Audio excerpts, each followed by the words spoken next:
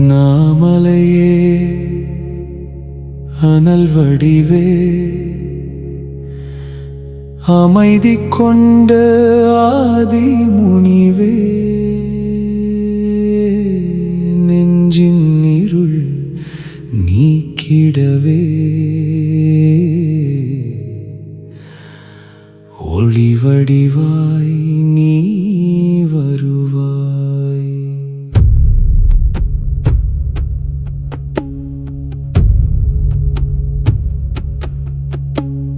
மனமெனும் மான் அலைந்து திரிந்து வழி தெரியா காட்டினிலே உன் பெயரை உரைத்தேன் அறியாமல் உள் ஒளியாய் நீ ஒளிர்ந்தாயே. தேடி அலைந்த என் கால்கள் கூட உன் மலைவலம் வந்தடைந்தேன். சொல்லிழந்த மவுன வழியில் மணியோசை போல் நீ நடந்தாயே. அண்ணாமலையானே அண்ணாமலையானே அனல் வடிவாய் அமர்ந்தவனே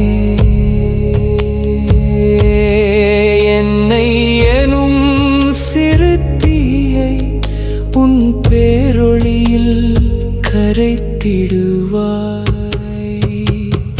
அண்ணாமலையானே அண்ணாமலையானே அகண்ட மவுன வடிவினனே வார்த்தை இழந்த இவ்விழிகளிலே உன் தரிசனமாய் நிறைந்திடுவாய்.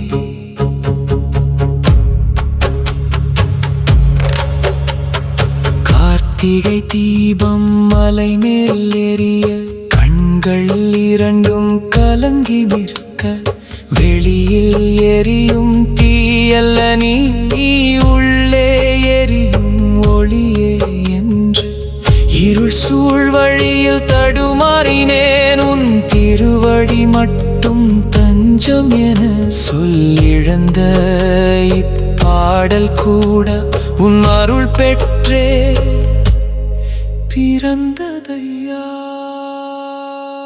நான் என்னும் சொல்லும் அற்று போக